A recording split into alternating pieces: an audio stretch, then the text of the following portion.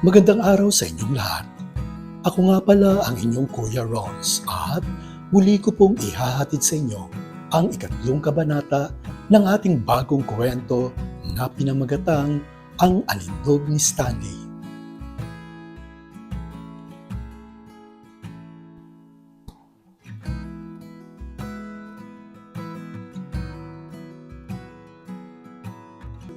Muling nagbabalik ang ikatlong kabanata dito sa ating bagong kwento na pinamagatang Ang Alindog ni Stanley.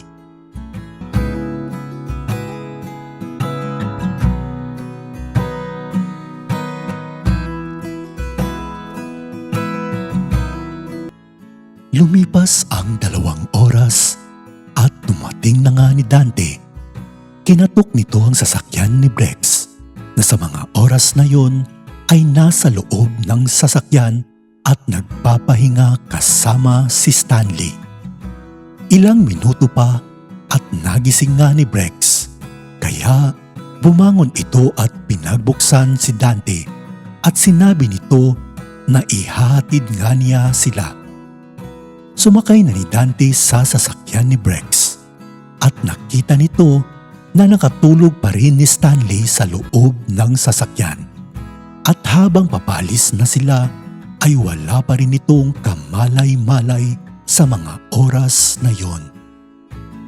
Tinanong nito si Brex kung ano ang ginawa niya dito at kung may pinainom ba ito kay Stanley dahil kitang-kita pa rin ni Dante na buhay at nakatirik pa rin ang kargada nito. Biglang tumawa ni Brex at sinabi nito ang totoong ginawa niya kay Stanley at may pinainom nga ito sa kanya at sinabi din niya na huwag nga siyang mag-alala dahil safe naman ni Stanley sa pinainom nito sa kanya.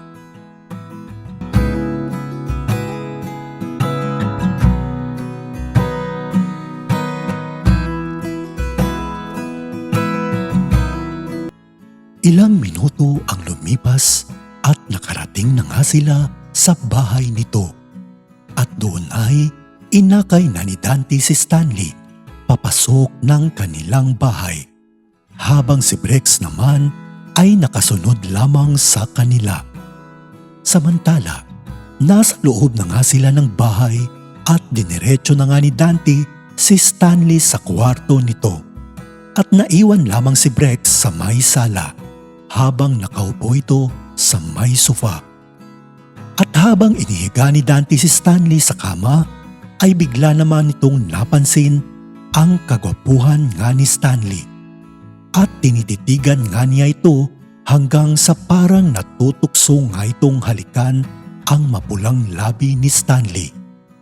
Ilang sandali pa nga habang tinititigan niya ito, ay napansin pa rin niya na buhay pa rin ang kargada ni Stanley. Kaya natukso nga itong hawakan kahit na sandali. Pagkatapos ng ilang sandali ay lumabas na nga ng kwarto ni Stanley si Dante at pinuntahan na nito si Brex na nasa sala nila.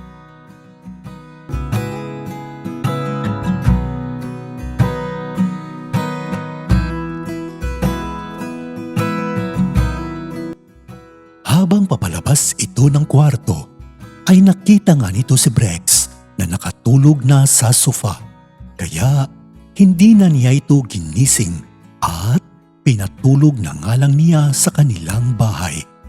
Ilang sandali pa at pumunta muna ni Dante ng banyo para maligo at makapaglinis.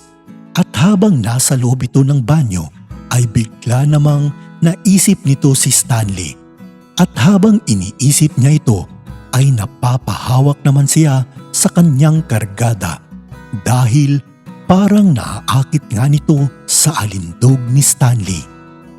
Kaya nagpatuloy ito at di naman niya namamalayan na napapasarap na nga ito sa kanyang ginagawa hanggang sa ilang sandali pa at hindi na nga niya napigilan at nakapagparaos nga nito sa loob ng banyo.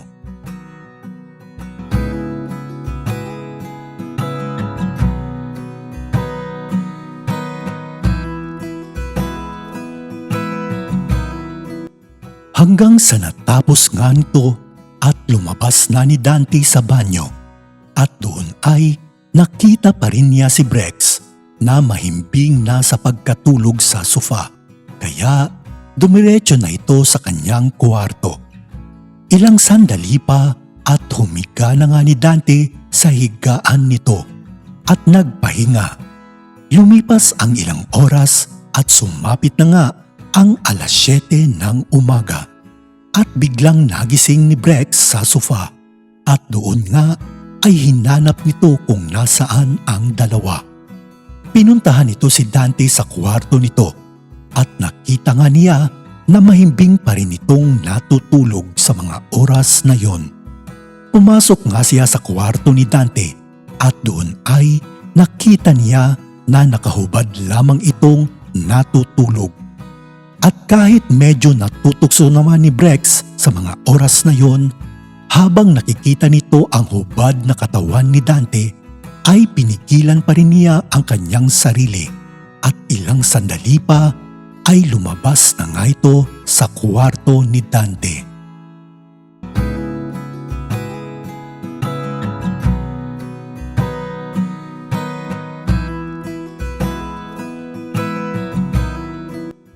Lumabas na nga ni Brex sa kwarto ni Dante at hindi na nga ito nakapagpaalam pa nang umalis sa kanilang bahay at doon ay dumiretso ito sa kanyang sasakyan. Lumipas pa ang 2 oras at mag-aalas 10 na ng umaga. Nagising na nga itong si Stanley at laking gulat niya dahil hindi na nga ito nakapasok sa kanyang trabaho sa mall. Kaya dali-dali itong bumangon at nakita nga niyang mag-aalas 10 na nga ng umaga. Kaya wala na itong nagawa pa at nagluto na lamang ito ng pagkain nila ni Dante.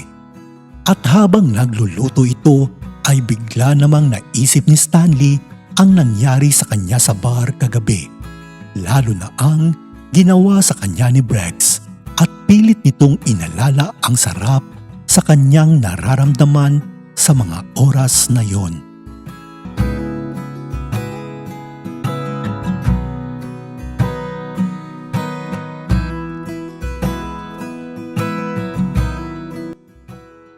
Natapos nga ni Stanley sa pagluluto, kaya ilang sandali pa ay nagpahinga na muna nito at pagkatapos ay naisip na nitong maligo dahil mag-aalas 12 na nga ng tanghali.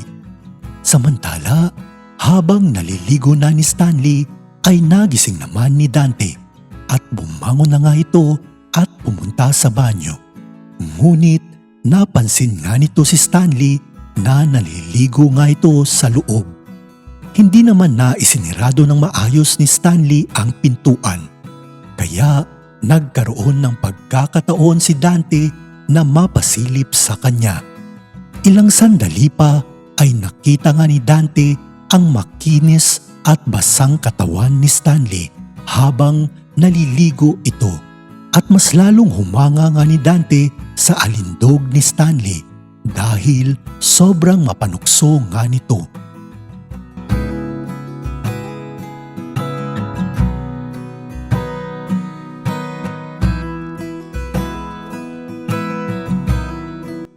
Kaya naman, ilang minuto din niyang sinilipan si Stanley hanggang sa matapos na nga ito at lumabas. At doon ay naabutan nga niya si Dante na nakatayo sa may pintuan. Medyo nagulat naman ni Stanley at muntik nga itong mapasigaw.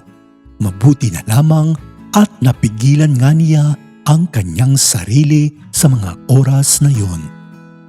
Napatanong na lamang nito kay Dante kung kanina pa ba ito nakatayo at naghihintay. Sumagot naman ni Dante sa kanya at sinabing kakarating lang nga niya. Ilang sandali pa at sinabihan na ni Stanley si Dante na nakapagluto na nga ito at magbibihis lamang siya upang kumain na nga nila. Sumagot na lamang ni Dante na okay sa kanya dahil medyo nagugutom na nga din ito.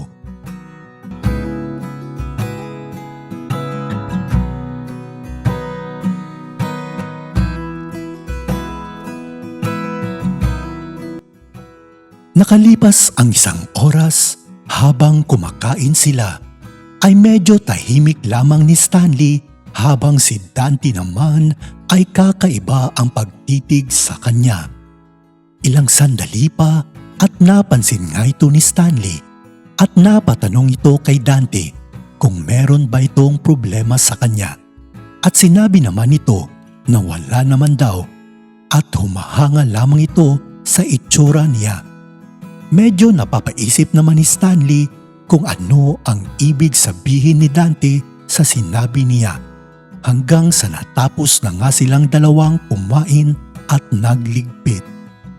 Subalit habang pareho nilang nililigpit ang kanilang pinagkainan ay bigla namang nagkasalubong ang kanilang katawan at doon nga ay nagkaharap ito at biglang napatigil na lamang nilang dalawa at nagkatitigan nga ito.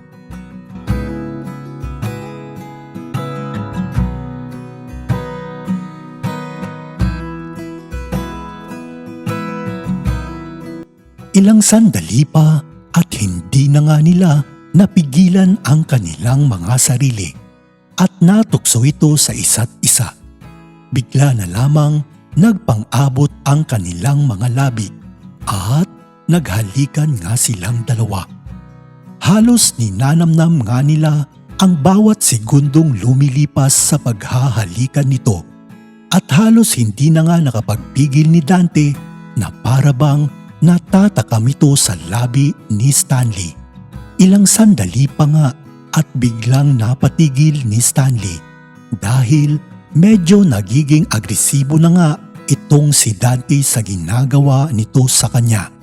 Kaya naman, pinigilan nito si Dante at medyo lumayo ito sa kinatatayuan niya at tumalikod na nga lamang ito at ipinagpatuloy ang paglilinis.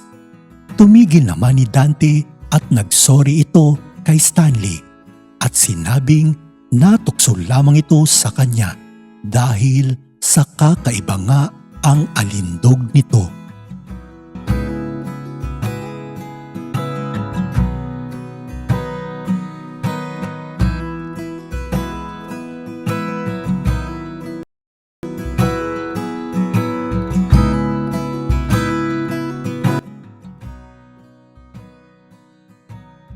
At dito nga muling nagtatapos ang ikatlong kabanata ng ating bagong kwento na pinamagatang Ang Alindog ni Stanley.